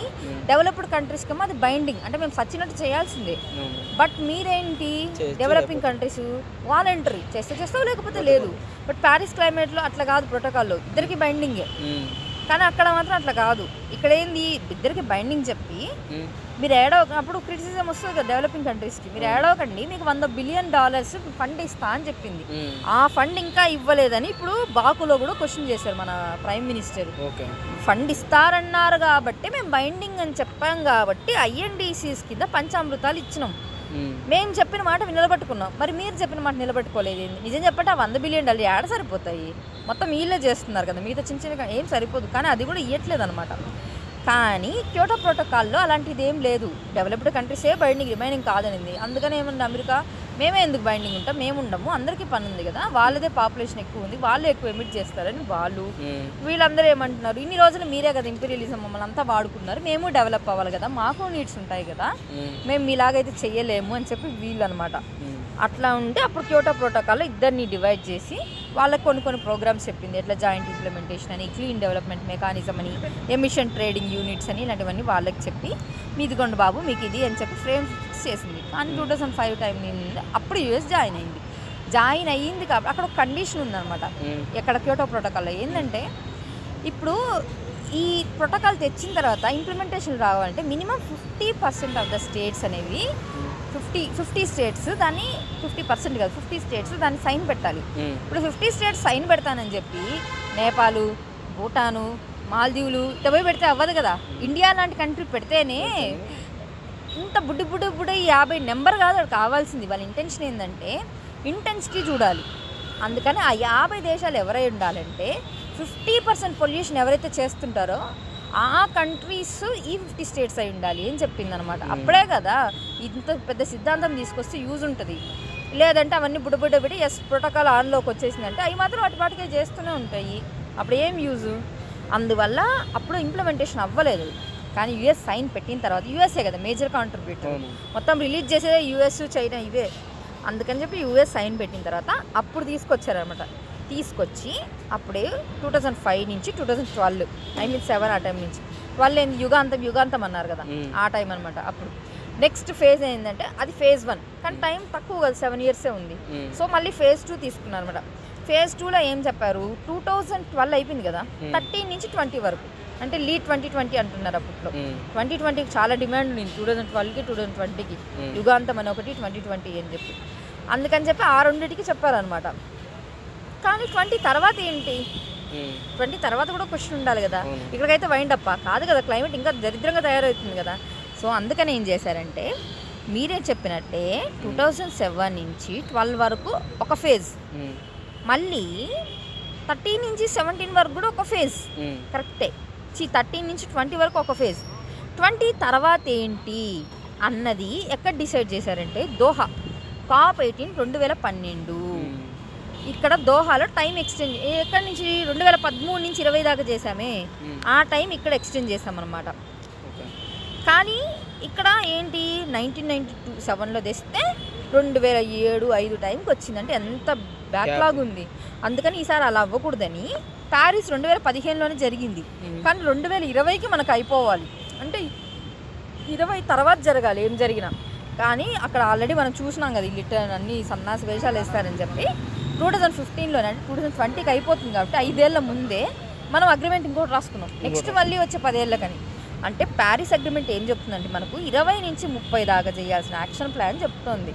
ఇప్పుడు ఆల్రెడీ మనం 25లోకి వచ్చినాం, ఇంక వీళ్ళు ఇప్పుడు తీసుకొచ్చి మాత్రం ఇంకో 5 ఏళ్ళలో ఏం చేస్తారు వీళ్ళు? సరే ఇప్పుడైతే అది చెప్పారు కానీ మనం చదువుకుందాం. అది ఇవన్నీ చెప్పారు. ఇవన్నీ ఏంటి నిన్న అని చెప్పేటివన్నీ అబ్జర్వ్ చేస్తే అంటే అక్కడ మెకానిజం ఏంటి, టైం లైన్, మేజర్గా టైం లైన్ గురించి మాట్లాడినా. అన్నిటికీ నువ్వు అది చేయి ఇది చేయి అంటే అయిపోదు కదా, డబ్బులు ఎవడిస్తాడు మరి? నువ్వు మానేయమన్నావు కరెక్టే, మరి ఏం చేయాలి మేము? పోయి ఇప్పుడు రెడీమేడ్ వచ్చినాయి, మేము లేదు మీరు మానేయమన్నారు కదా అని చెప్పి మేము జూట్ బ్యాగులు వెళ్ళి మళ్ళీ అల్లుకుంటా అటు కూర్చోలేం కదా, మాకు ఎంప్లాయ్మెంట్ రావాలి కదా. సో మేము ఎందుకు వదులుకోవాలి అంటే ఎట్లా అందుకుంటావు, ఎంత అంటే కాంపన్సేషన్ ఇవ్వాలో అంత నేను ఇస్తా. సో మేజర్గా మనం చూడాల్సింది ఏంటంటే 3 ఒకటి టైం లైన్ క్లారిటీ ఉండాలి. సెకండ్ థింగ్ అక్కడ ఎక్కడ ఏమేమి మెకానిజం ఇన్వాల్వ్ అవుతుందో చూసుకోవాలి, ఇది కొంచెం టెక్నికల్గా ఉన్నా. థర్డ్ థింగ్ ఏంటంటే ఫండ్. ఎప్పుడు హిట్టింగ్ ఏరియా ఏంటంటే ఎగ్జామినర్కి ఫండ్స్ గురించి, డబ్బులు లేకుండా సొల్లు ఎందుకు అన్నది వాడి ఒపీనియన్లో ఉంటుంది. అట్లా COP15లో 2009లో ఫస్ట్ టైం కోపెన్హాగన్, ఇది డెన్మార్క్, అక్కడ ఫండ్ గురించి మాట్లాడారనమాట. తర్వాత ఎక్కడ ఫండ్ గురించి మాట్లాడంటే ఇప్పుడు ఆ తర్వాత అనమాట మీకు ప్యారిస్ కాన్ఫరెన్స్లో ఏం చెప్పినా డెవలపింగ్ కంట్రీస్ మీరు బైండింగ్ అవ్వండి, ఎందుకు మీకు నేను ఫండ్ ఇస్తా, ఎంత $100 బిలియన్ ఇస్తా అని చెప్పారు. ఫండ్ అనే మాట మాట్లాడింది ఫస్ట్ టైం డెన్మార్క్లో, కానీ ఎంత అమౌంట్ అని ఫిక్స్ చేయాల. బట్ ప్యారిస్లో ఫిక్స్ చేశారు, కానీ ఎప్పుడు ఇస్తామని ఫిక్స్ చేయాలి. ఆ ఎప్పుడు ఇస్తామన్నది ఎక్కడ ఫిక్స్ చేశారంటే ఈజిప్ట్లో మాట్లాడారు. Yes we have to start అని చెప్పారు, కానీ అమౌంట్ కలెక్షన్ ఎక్కడ స్టార్ట్ అయింది అంటే దుబాయ్లో స్టార్ట్ అయింది. ఇది ఫండింగ్కి సంబంధించిన ఇష్యూ. ఇది ఉంటే ఇంకా నీకు క్లారిటీగా ఉన్నట్టు, ఇంకేం మిస్ అవ్వలేదు ఇక్కడ. ఇప్పుడు ఒక్కసారి చూద్దాం. COP1 ఎక్కడ జరిగింది 1995 అంటే బెర్లిన్లో. COP3 1997. ఈ నెంబర్స్ చూస్తే 3, 7 అన్నీ జీరోలు అయ్యేటట్టు కనిపిస్తాయి. 8, 2, 10, 13, 7, 20 అట్లా అక్కడ వరకు. ఇంకొకటి ఇక్కడ ఒక గుడ్డి గుర్తు ఏంటంటే 2020 COP21కి 15కి 6 years గ్యాప్ ఉంది. బట్ కోవిడ్ మిస్ అయింది కాబట్టి 1 తగ్గాలి అంటే నెక్స్ట్ వచ్చిన వాటికన్నీ 5 అంటే COP నెంబర్ ఎక్కువ ఉంటుంది, దానికి 5 years తగ్గిస్తే ఈ నెంబర్లు వచ్చేస్తాయి. సో డౌట్ లేకుండా క్లారిటీగా పెట్టారు. 97 క్యోటో ప్రోటోకాల్ 2002 భారత్లో జరిగింది. అక్కడ మీరు ఎయిడ్స్ వస్తున్నారు కదా సేపు మా మీద పడి, సరే డెవలప్డ్ కంట్రీస్ మేము కూడా వింటాము మీ మాట, కానీ మీరు మాకు ఏమని ఇస్తారు, క్యాటలైటిక్ టెక్నాలజీ ఇవ్వండి అని అడిగింది ఇక్కడ. సరే ఫండ్ మాట్లాడాలి ఇక్కడ మన వాళ్ళు, ఫండ్ ఎక్కడ మాట్లాడినాం, కోపెన్హాగన్లో మాట్లాడినాం. మీకు దగ్గర చాలా టెక్నాలజీ ఉంది కదా డెవలప్డ్ కంట్రీస్, సో పొల్యూషన్ ఇలాంటివి జరగకుండా మాకు ఇవ్వండి అని చెప్పారు అన్నమాట. మేము కూడా మీ మాట వింటాం అన్నట్టుగా ఏడుస్తున్నాను. 2007లో భారీ యాక్షన్ ప్లాన్ జరిగింది. REDD+ డిజర్టిఫికేషన్, డిఫారెస్టేషన్ గురించి మాట్లాడు. డిజర్టిఫికేషన్ ఎక్స్క్లూజివ్గా మాట్లాడాల, విత్ రెస్పెక్ట్ టు డిఫారెస్టేషన్తో మాట్లాడింది. కోపెన్హాగన్లో ఫండ్ ఇప్పుడే చెప్పిన. Next Mexico 2010, 12 Doha Qatar time extend చేశాను. 14 లిమా పేరు. యాక్చువల్గా ఈ కన్కను మెక్సికో లిమా పేరు ఒక దగ్గర విన్నా, వీటికి ఎక్స్టెన్షన్ నేను చెప్తా మళ్ళీ ఎందుకు వచ్చిందని, దానికి కూడా సిగ్నిఫికెన్స్ ఉంది. నెక్స్ట్ 2015 ప్యారిస్, 16 మొరాకో చెప్పిన, 17 ఇది మహేష్ బాబు కళ్యాణ్ మాలిక్ గుర్తుపెట్టుకుంటూ వస్తాయి. ఈ సింపుల్ స్కాట్లాండ్ యూరప్ కంట్రీలో ఉంది కాబట్టి నెక్స్ట్ ఏం చేసింది, పోయి ఆఫ్రికా కంట్రీలో పెట్టుకునింది. ఆఫ్రికా పెట్టింది కాబట్టి గల్ఫ్లోకి వచ్చింది ముస్లిం కంట్రీస్. తర్వాత అట్లా వచ్చింది కాబట్టి ఇంకొంచెం పైకి వచ్చింది ఆసియా టైప్లోకి, అజర్బైజాన్. బాన్ బూన్ ఉంటుంది, బాన్ ఉంటుంది, జర్మనీ BONN కదా, బాన్ అంటారు దాన్ని, బూన్ అంటారు, BUNN కాదు. నెక్స్ట్ CBD, UN CBD కూడా చాలా ఇంపార్టెంట్. ఎందుకంటే రీసెంట్గా మనం బయోడైవర్సిటీ రూల్స్ని అమెండ్ చేస్తున్నాం. అట్ ది సేమ్ టైం బయోడైవర్సిటీని ఫస్ట్ సదస్సు ఎక్కడ పెట్టామంటే హైదరాబాద్లో పెట్టాం. ఇండియా లోపలే ఫస్ట్ టైం హైదరాబాద్లో పెట్టాం. ఇండియాలో పెట్టాం ఒక పెద్ద వింత, ఇందులో హైదరాబాద్లో పెట్టాం ఇంకో వింత. అప్పుడు సీఎం ఎవరు, కిరణ్ కుమార్ రెడ్డి ఎవరు ఉన్నారు ఆ టైంలో, 2017లో కదా సమైక్యాంధ్ర మూవ్మెంట్ 2012 ఆ టైంలో పెట్టారు. 17 అప్పుడు చాలా అన్నీ ఏమంటారు బొమ్మలు వేయడము ఇంత రేంజ్లో చేశారు. సరే ఇక్కడ ఏం జరిగిందంటే ఇక్కడ కరెక్ట్గా 5 ఉంటాయి ప్రోటోకాల్స్ అంతే. అవి ఇంకా నిద్ర లేపడిగినా చెప్పేయాలి అట్లుండే. కార్టిజినా ప్రోటోకాల్, కార్టిజినా ఎక్కడ ఉంది? కొలంబియా అంటే సౌత్ అమెరికాలో ఉండే. ఇక్కడ కొలంబియా, వెనిజులా, అక్కడ కొలంబియా. కార్టిజినా ప్రోటోకాల్ ఎప్పుడు 2000లో. నెక్స్ట్ నగోయో ప్రోటోకాల్ 10 ఏళ్ళకి 2010లో జపాన్లో జరిగింది. నెక్స్ట్ ఏంటి? ఐచి టార్గెట్స్ 2011 నుంచి 20 ఒక డెకేడ్. ఇప్పుడు చాలా చాలా చాలా ఇంపార్టెంట్ కున్మింగ్ మాంట్రియాల్ ప్రోటోకాల్ 2 అనమాట. కున్మింగ్ అంటే చైనాలో, మాంట్రియాల్ అంటే కెనడాలో. ఇది COP15 2022లో జరిగింది. దానిలాగా ఎవ్రీ ఇయర్ ఇది జరగదు. CBD 2 ఏళ్ళకి ఒకసారి జరుగుతుంది, 2 ఇయర్స్కి జరుగుతుంది. అందుకని COP15 2022. నెక్స్ట్ COP24 జరుగుతుంది. COP16 2024లో జరిగింది. ఎక్కడ? కొలంబియాలో జరిగిందనమాట. ఓకే సరే, ఈ పదాలు ఇక్కడ క్లియర్గా ఉండాలి. మనం ఇంకంతకు మించి ఏం లేదు, కానీ దేనికి క్లియర్గా ఉండాలి. ఏంటంటే Cartagena protocols something like intellectual properties గురించి మాట్లాడినట్టుగా మాట్లాడుతుంది. ఇక్కడ ఇంటలెక్చువల్ ప్రాపర్టీ రైట్స్ కొంచెం జెనెటికలీ మోడిఫైడ్ క్రాప్స్ 2 ఇంటర్ రిలేటెడ్గా అనుకుంటుంటాం. జెనెటికలీ మోడిఫైడ్ క్రాప్ అయితే కూడా నువ్వు ఐపీఆర్ తీసుకుంటావు. కానీ ఇప్పుడు మనం మాట్లాడేది ఏంటి? జెనెటికల్గా మాడిఫై చేసి తీసుకున్నా వస్తుంది, కానీ నువ్వు కొత్తగా ఏదైనా కొనిపెట్టినా కూడా వస్తుంది కదా. సో నువ్వేమన్నా చెయ్యి, ఎందుకంటే అప్పుడు బీటీ టెక్నాలజీ ఇవన్నీ వచ్చేసి ఉన్నాయి. కానీ అవన్నీ మనుషుల మీద ఇంపాక్ట్ అయితే అప్పుడు ఏంటి ప్రాబ్లం? ఎవరికి ప్రాబ్లం? కాబట్టి మీరు ఏం చేసినా సరే బయోసేఫ్టీ చూడండి ఫస్ట్ అని చెప్పడము కార్టిజినా ప్రోటోకాల్. లేకపోతే మన వాళ్ళు ఈ పాటికి ఇష్టం వచ్చేటప్పుడు మనిషి లోపల ఎన్ని పాయిజన్స్ ఉండేటివో అన్ని చేసేసి ఉంటారు. లివింగ్ మాడిఫైడ్ ఆర్గానిజమ్స్ వాడి ఏం చేసినా సరే అది దీని కిందకు వస్తుంది. ఇక్కడ ఒకటి చూసాను అనమాట, ఒక ప్రోటోకాల్ వేరే దగ్గర, అందుకే ఇక్కడ రాసాది గ్రాన్ కెనరియా డిక్లరేషన్ అంట. ఇది ఒకసారి చూడాలి మనం, ఎక్కడైనా దీనికి సంబంధించి ఇన్ఫర్మేషన్ దొరుకుతుంది అని చెప్పి. నెక్స్ట్ చెప్తా ఐపీఎల్ అది, ఎందుకంటే ఇక్కడ ఇది పోతుంది అనవసరంగా. ఇక్కడ అవసరమైతే నేనే చెప్తా, నెక్స్ట్ వస్తుంది అక్కడ మాట్లాడుతుంది. నెక్స్ట్ నగోయా ప్రోటోకాల్కి వద్దాం. నగోయా ప్రోటోకాల్ జపాన్లో జరిగింది. ఏంటంటే ఇప్పుడు నువ్వు ఒక దగ్గరికి వెళ్తున్నావు, నువ్వు అది తీసుకుంటున్నావు, కమర్షియల్గా నువ్వే ఎక్స్పెక్ట్ చేసేస్తావా? మరి ఇన్ని రోజులు మేము పెంచినాం కదా, మాకేంది?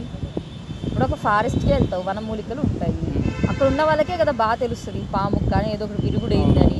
నువ్వు వాళ్ళ దగ్గర నాలెడ్జ్ అంటే దొంగతనం చేస్తావు నువ్వు ఒక రకంగా. సో అట్లా చెయ్యొద్దు. యాక్సిస్ తీసుకో, కానీ వచ్చిందంటే మాకు కూడా ఇవ్వాలి. Axis and benefit sharing.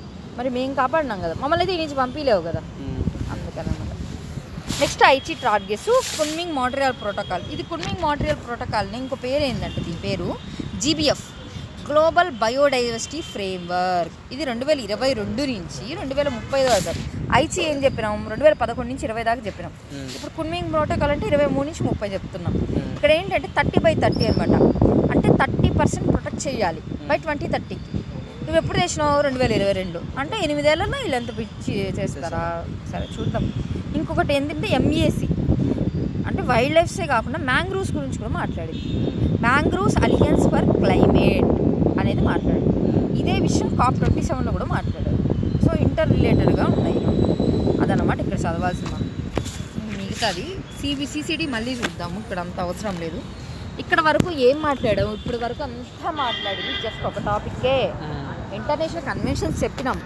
ఆ కన్వెన్షన్స్లో అసలు ఇప్పటిదాకా తీసుకొచ్చిన ప్రోటోకాల్స్ ఎలా వస్తున్నాయో మాట్లాడుతున్నాం. ఇప్పుడు ఓన్లీ క్లైమేట్ చేంజో లేకపోతే బయోడైవర్సిటీ లాసో డెజర్టిఫికేషనో కాదు కదా, ఇంకా చాలా ఉన్నాయి కదా. వాటికి ఏమున్నాయి మేజర్ అది కాబట్టి అంత డీటెయిల్గా చదవాలి. రిమైనింగ్ వాటికి ఎన్ని ఉన్నాయో అవి చూసుకుంటే సరిపోతుంది. ఓజోన్ డిప్లీషన్ కూడా ఒక పెద్ద మేజర్ థ్రెట్ కాబట్టి ఓజోన్కి ఏంటి ఫస్ట్ అంటే వియన్నా కన్వెన్షన్. వియన్నాలో ఏంటంటే మనకు ఇవన్నీ కొంచెం ఎక్కువ టాపిక్స్ ఎక్కడి నుంచి వస్తాయంటే యూరప్ కంట్రీస్ నుంచే వస్తాయి. వీళ్ళకే కనిపిస్తాయి అన్ని రోగాలు, వీళ్ళకే కనిపిస్తాయి. ఫస్ట్ వీళ్ళే చేస్తాయి. వియన్నా ఆస్ట్రియాలో 85 ఇయర్స్ చాలా ఇంపార్టెంట్. Montreal Canada 1987. ఇన్నా కూడా మాంట్రియల్ కున్మింగ్ మోంట్రియల్ చూస్తాము. నెక్స్ట్ కిగాలి అనగానే కొత్తగా ఉంది పేరు అని చెప్పి అందరం ఏమనుకుంటాం జపాన్ అనుకుంటాం. కాదు, కిగాలి రువాండా పార్లమెంట్ కొట్టుకొని గిచ్చుకొని కొరుక్కొని అప్పుడు పిచ్చి పిచ్చిగా బిహేవ్ చేశారు ఆ రువాండా అనేది. ఇది రీసెంట్గా వచ్చింది కాబట్టి ఇలాంటివి మనకు ఇంపార్టెంట్ అనమాట. 2016 కదా మనము కంపా ఫండ్ ఎప్పుడు తీసుకొచ్చాము, 2016లోనే కదా. సుప్రీంకోర్టు తిట్టితే లాస్ట్కి అప్పుడు తెచ్చారు మన వాళ్ళు. ఇంకా చాలా రీసెంట్ డెవలప్మెంట్సే చేశాం కదా, అందుకని ఈ మధ్యన ఏమన్నా వస్తే అవన్నీ మనం ఐడెంటిఫై చేసుకోవాలి. ఓకే, ఇప్పుడు ఒకసారి వియన్నా ఇప్పుడు జరిగిందో చెప్పు. Vienna convention 1985, Montreal 1987, 2017 కిగాలి 16 కిగాలి. ఇదేంటి ఓజోన్కి సంబంధించింది. ఓజోన్ ఒకటే నా ప్రాబ్లం, ఇంకో ప్రాబ్లం లేదా? సింగం సినిమా చూస్తుంటే దాంట్లో అంతా మెటీరియల్ తెచ్చేసి వాళ్ళ ఊళ్ళో దింపేసి అంటే వీళ్ళకి ఏం తెలుసు, వీళ్ళంతా మట్టి ఉంటారు, వీళ్ళకి అంత నాలెడ్జ్ లేదు కదా అని చెప్పి వాళ్ళ దేశంలో ఉన్న ఆర్గానిక్ ట్రాన్స్పోర్టేషన్ వేస్ట్ అంతా తెచ్చేసి మన దగ్గర కలిపేసి దానివల్ల మనం సఫర్ అవుతుంటాం. సింగంలో కానీ అది ఇంకో సినిమా ఏంది మొన్న ఆయనది వచ్చింది, ఎవరిది, వరుణ్ తేజ్, గాంధీవిదారి అర్జున, దాంట్లో అయినా కొంచెం కొత్తగా ట్రై చేశారు కానీ ఇంకొంచెం చెప్పుంటే బాగుండదేమో. సరే, అక్కడ కూడా పొల్యూషన్ వల్ల ఏం జరుగుతుంది అని అవన్నీ ఏంది, మీ దేశంలో మీరు చేసినవి కాదు, పక్కన వాళ్ళు మీ దాంట్లో అనెథికల్గా పెట్టేస్తున్నారు. అలాంటి వాటిని ట్రాన్స్ అలా తిరిగే వాటి. ఇంకోటి ఏంటంటే యూరోప్లో అన్ని కంట్రీస్ పక్కన ఉంటాయి. హైదరాబాద్ నుంచి విజయవాడ అట్లా దూరంలో వెళ్ళిపోతాయి కదా. ఇప్పుడు ఎయిర్ నువ్వే అక్కడ ఆపుతావు, ఆపలేవు. అలాంటి వాటిని ఏం చేయాలి అంటే ఎయిర్ పొల్యూటెంట్స్, ఎయిర్ని ఆపగలవా? లేదు. కాబట్టి కానీ ఎట్లా ఆపాలి అనేది స్విట్జర్లాండ్ ఒకటి క్లారిటీ గుర్తుపెట్టుకోవాలి. స్విట్జర్లాండ్ ఇటు లెఫ్ట్ సైడ్ చూస్తే జెనీవా ఉంటుంది, స్విట్జర్లాండ్ క్యాపిటల్ జెనీవానే కదా. అటు పైన సైడ్ చూస్తే గ్లాండ్ ఉంటుంది, మధ్యలో చూస్తే బాసెల్ ఉంటుంది. బాసెల్ నామ్స్ మనకు ఈ ఎకానమీలో కూడా వస్తుంది, ఇక్కడ కూడా బాసెల్ ఉంటుంది. కొంచెం క్లారిటీ గుర్తుపెట్టుకోవాలి. ఈ ఎయిర్ పొల్యూటెంట్స్ అలా మూవ్ అవ్వకూడదని 1979లో జెనీవా కన్వెన్షన్ తెచ్చినారు. ఎయిరే కాదు కదా, హజార్డస్ వేస్ట్, సేమ్ అది చెప్పాను కదా, ఆ వేస్ట్ అంతా తెచ్చి దాంట్లో వేసేసారు అనుకో. అప్పుడు కెమికల్ ఇన్ని సెగ్రిగేషన్ లేదు, వేస్ట్ అంటే వేస్ట్ అంతే. అలా కాబట్టి అప్పుడు తీసుకొచ్చి 1989లో ఎప్పుడు చూడు ఇది చూస్తే దాదాపు 10 yearsకి తెచ్చాడు. అది కూడా స్విట్జర్లాండే ఉంటుంది టోటల్లో ఫస్ట్. నెక్స్ట్ వేస్ట్ కన్నా కూడా ఇంకా పాయిజనస్ హజార్డస్ కెమికల్స్. ఎందుకంటే ఇది ఏం చేశారంటే వీళ్ళు, ఇది సిరియా వార్ వచ్చినప్పుడు ఆ చిన్నపిల్లల మీద ఈ కెమికల్స్ వాడి చనిపోయేశారంట. అలాంటి పనులు కూడా చేస్తున్నప్పుడు అలాంటివి జరగకూడదు కదా. కరెక్ట్ కొంచెం మోరార్లెస్ 10 yearsకి అంటే 9 years తర్వాత 1998లో జరిగింది. ఎక్కడ? Rotterdam, Netherlands. Dam, lands. Okay, ozone, trans, వీటికి సంబంధించి మాట్లాడినా. Next pop. ఓజోన్ అంటే ఏంటి? అట్మాస్ఫియర్లో ఉంటుంది. ఇంకా నేల మీద మూవ్ అవ్వాలంటే ట్రాన్స్.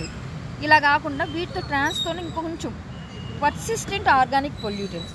అంటే ఇవి కానీ ఒకసారి లోపలికి వెళ్ళినాయనుకో ఇంకా అవి రావు. కానీ వాటిని కూడా మనం చెయ్యాలి. అది ఎప్పుడు? Stockholm convention. ఇది కాన్ఫరెన్స్ కాదు, ఇది చాలా చాలా చాలా జాగ్రత్తగా గుర్తుపెట్టుకోవాలి. కాన్ఫరెన్స్ అంటే 1972లో జరిగింది. మనం ఎన్విరాన్మెంట్ డే గురించి మాట్లాడడం అది. కానీ ఇది కన్వెన్షన్. కాన్ఫరెన్స్ అంటే జస్ట్ మాట్లాడుకొని వెళ్ళిపోయారు. కన్వెన్షన్ అంటే బైండ్ ఓవర్ అవ్వాలి నువ్వు, అది చెప్పడం. అది స్టాక్హోమ్ కన్వెన్షన్. ఇవంతా ఏంది? పైన నేల మీద మాట్లాడేసాం. ఇంకా జపాన్ ఆ పక్కన ఉంది కదా, అటామిక్ బాంబ్ వేయించుకునింది, హిరోషిమా, నాగసాకి. ఇంకా దాని బాధ కూడా వినాలి. అదేమన్నా చెప్తుంది అంటే మినిమిటా సెందై. మినిమిటా 2013 ఏంటి? ఇది బెస్ట్ ఎగ్జాంపుల్ ఫర్ బయో అక్యూములేషన్స్. అంటే ఆ లెడ్ అంతా పోయి చేపల్లోకి వెళ్ళి చేపలు నువ్వు తింటే నీలోకి వచ్చి నువ్వు ఎక్కువ తింటుంటే ఎక్కువ కాన్సన్ట్రేషన్ అయిపోయి అలా డిసీజ్. ఇది మన తెలుగు ఏం సినిమా, అది రిపబ్లిక్ సినిమాలో కూడా చూపిస్తారు, గుర్తుందా? తెల్లేరు అని చెప్పి ఆ తెల్లేరులో చేపలన్నీ పోయాయని ఈ ఐశ్వర్య రాజేష్ వాళ్ళ అన్న వెళ్ళి కనిపెట్టాడు. అసలు ఇప్పుడు ఉన్నాయి కూడా ఇష్యూస్. అదే సరే, అది మిథైల్ మెర్క్యూరీకి సంబంధించి. మినిమిటా అనగానే మెర్క్యూరీకి సంబంధించి మిథైల్ మెర్క్యూరీ. సెందాయ్ ఏంటంటే డిజాస్టర్ రిస్క్ రిడక్షన్. ఇక్కడ నేను డిజాస్టర్కి సంబంధించినవి ఏమి మాట్లాడట్లేదు. డిజాస్టర్లో మనకి సెందాయ్ ఫ్రేమ్ వర్క్ ఇలాంటివన్నీ ఉన్నాయి కదా, national disaster management action plan ఇవన్నీ. బట్ ఇక్కడ ఏం మాట్లాడలేదు. బట్ ఇది మాత్రం గుర్తుండాలి. వీటితో పాటు సైట్స్ కూడా ఒకసారి చూసుకో. సైట్స్ని ఏమంటారంటే వాషింగ్టన్ DC కన్వెన్షన్ కూడా అంటారు. సైట్స్ అంటే convention of international trade of endangered species. నేను న్యూస్లో చూసావా, మూన్ని, నెక్స్ట్ హైదరాబాద్ మూసీ రివర్ని, వీటన్నిటి ఎండేంజర్ లిస్ట్లో పెట్టినారు. ఇదైతే ముందు సరే, ఇప్పుడు క్లారిటీ కూడా గుర్తుపెట్టుకోవాల్సింది ఏంది, ఒకడు బుక్ రాసినారు, 2 బుక్కులు రాసినారు. రచలు సైలెంట్ స్ప్రింగ్ రాసింది, తర్వాత ఏంటి లిమిట్ టు గ్రోత్ రాశారు. ఈ గొడవలన్నీ ఎందుకు రా అని చెప్పి UN ఇన్వాల్వ్ అయిపోయింది. అందరూ మాట్లాడుకుందాం, స్టాక్ హోమ్ పిలిచింది. క్లబ్ ఆఫ్ UN ఏం చేసింది, అందరినీ పిలిచింది. అందరు స్టాక్ హోమ్కి వెళ్ళినారు, రిటర్న్ అయిపోయారు. మన ఇందిరాగాంధీ రిటర్న్ రాగానే ఏం చేసింది, ఇందాక చెప్పానే ముందు పోయి లిస్టులు మార్చేసింది. అఫ్కోర్స్ అక్కడ వైల్డ్ లైఫ్ ప్రొటెక్షన్ యాక్ట్ కూడా తెచ్చింది. నేను ఇక్కడ ఎందుకు చెప్పలేదు, డీవియేట్ అవుతాం మనం ఇంటర్నేషనల్గా చూసుకెళ్తాం. అటు వచ్చినప్పుడు చెప్తారు, వచ్చి ఎవరి కంట్రీస్ వాళ్ళు చేస్తున్నారు. కానీ 10 years తర్వాత ఏం ప్రోగ్రెస్ కనిపించట్లేదు. ఎందుకంటే మీరు ఏమనుకున్నారు, 72లో 26 ప్రిన్సిపల్స్ తీసుకొని మేము ఇలా ఉండాలి అనుకున్నారు. దానికి ఒక ఆర్గనైజేషన్ కూడా ఏర్పాటు చేసుకున్నారు. ఇంత కథాకమయం విషయం జరిగిన తర్వాత మీరు ఇంకా అట్లే ఉంటే ఏంటి, వెంటనే ఆయన మీరు అందరూ ఏం చేస్తున్నారు, మళ్ళీ 10 ఏళ్ళ తర్వాత మళ్ళీ పిలుచుకున్నారు. పిలుచుకొని మీటింగ్ పెట్టారు. అప్పుడు ఏంది, బ్రెట్లాండ్ కమిషన్ వేశారు. అసలు ఇదంతా కాదు, ఒక రిపోర్ట్ ప్రిపేర్ చేయండి మీరు, దాని గురించి మాట్లాడదామని. ఆ మీటింగ్లో ఏం డిసైడ్ అయ్యారంటే ఒక కమిషన్ వేయాలి అన్నదాన్ని డిసైడ్ అయ్యారు, వేశారు. అది ఫైనల్ రిపోర్ట్ సబ్మిట్ చేసింది. ఓకే, మరి ఇప్పుడు ఇది ఎవరు డిస్కస్ చేయాలి, ఎందుకంటే ఇంప్లిమెంటింగ్ ఏజెన్సీలు వాళ్ళు కదా. సో ఇంప్లిమెంటింగ్ వాళ్ళు చేస్తున్నప్పుడు వాళ్ళు చెప్పగలగాలి వాళ్ళ కన్సర్న్స్ ఏంటి, అన్ని దేశాలు ఒకే ఉండవు కదా ఏంటి అని. దానికోసం ఏం చేశారు, మళ్ళీ రియోకి వెళ్ళారు. ఎక్కడ కథ స్టార్ట్ అయింది, ఎన్ని ఇయర్లకి, 1972 స్టార్ట్ అయితే 92 దాకా వీళ్ళు ఆడుకుంటూనే ఉన్నారు. 20 ఏళ్ళు ఎన్ని జీవితాలు, ఒక జనరేషన్ పోతుంది 10 years. సరే 92కి వెళ్ళింది రియోకి వెళ్ళిన తర్వాత ఏమైంది, సరే ఇప్పుడు దాకా జరిగిపోయింది కదా, దీనికి మెడిసిన్ ఏమి ఇద్దాం అనుకున్నారు. మెడిసిన్ క్లైమేట్ చేంజ్లో ఇద్దాము, బయోడైవర్సిటీ ఇద్దాము, డిజర్టిఫికేషన్లో ఇద్దాం. ఎందుకంటే అప్పుడు ఫుడ్ సెక్యూరిటీ చాలా పెద్ద కన్సర్న్ ఉంటుంటే, ఎందుకంటే ఇండియా కూడా ఫేస్ చేసింది ఆ ఇష్యూని. మనం కూడా PL-48 వాటిని తీసుకొని ఇంపోర్ట్ చేసుకుంటా ఇవన్నీ చేస్తున్నామని మనం కూడా ఎకానమీలో చదివినాం కదా. సో ఫుడ్ సెక్యూరిటీ ఇంపార్టెంట్, ఇప్పుడు కాకపోయినా అప్పుడు చాలా ఇంపార్టెంట్. అందుకు డెసర్టిఫికేషన్ తీసుకున్నారు. తర్వాత అక్కడ 26 ప్రిన్సిపల్స్ ఎలా చెప్పుకున్నారో ఎక్కడ స్టాక్ హోమ్లో, అలాగే ఇప్పుడు ఏం చెప్పుకున్నా అజెండా 21 అని చెప్పుకున్నారు. మనం ఏమేం చేయాలి, ఇక్కడ ఏమి ఇన్ని గోల్స్ అవి ఏం చెప్పట్లేదు, ఎలా ఉంటే బాగుంటుంది మనము అని మాత్రం మాట్లాడుకుంటున్నారు. మళ్ళీ 10 ఏళ్ళకి మళ్ళీ మాట్లాడారు. ఎప్పుడు జోహాన్స్బర్గ్లో మాట్లాడారు. అప్పుడు ఏం చేశారు, ఒక పార్ట్నర్షిప్ ఉండాలి మనకు అనుకొని partnership for action plan for green economy అనే పదాన్ని తీసుకొచ్చారు. అది సస్టైనబుల్ డెవలప్మెంట్ సమ్మిట్. తర్వాత ఇది మళ్ళీ 10 ఏళ్ళకి 2002లో రియోలో మళ్ళీ 2012లో రియోలోనే మీటింగ్ అయ్యారు. మీటింగ్ అయ్యేమన్నారు, అరే ఈ అజెండా ఇట్లాంటి పేర్లు కాదు, అజెండా ఏంది అంటే ఏంటి, ఆ రోజు ఏం మాట్లాడాలని చెప్పడం. దీనికి ఏంటి అంటే సస్టైనబుల్ డెవలప్మెంట్గా పేరు మారుస్తున్నాం. ఈ సస్టైనబుల్ డెవలప్మెంట్లో ఎన్ని గోల్స్ పెట్టుకున్నాం, 17 గోల్స్ పెట్టుకున్నాం. దీనికి 169 టార్గెట్స్ ఉండాలి. ఇది ఎప్పుడు దాకా 2015 నుంచి 2030 దాకా దీన్ని యాక్షన్ ప్లాన్ చేయాలి అని ఒక ఫ్రేమ్వర్క్ అయితే క్లియర్గా పెట్టుకున్నారు. అది అయిపోయిన తర్వాత ఇదేంటి ఇదంతా టువర్డ్స్ క్లైమేట్ చేంజ్ వైపు వేస్తూ ఉన్నారు. ఇవే కాకుండా కంట్రీలో అక్కడక్కడ కూడా మిగతా ఇష్యూస్ మీద కూడా స్పెసిఫిక్ ఇష్యూస్ మీద జరుగుతున్నాయి. ఎలా జరుగుతున్నాయి ఇవి, ఓజోన్ మీద జరిగింది. ఓజోన్ మీద ఎక్కడ జరిగింది, వియన్నా కన్వెన్షన్ జరిగింది 1985లో. తర్వాత ఎక్కడ జరిగింది, తర్వాత మనకు వచ్చేసి మాంట్రియాల్లో జరిగింది. ఎప్పుడు 1987లో 2 yearsకే జరిగింది. తర్వాత కిగాలిలో జరిగింది 2016లో జరిగింది.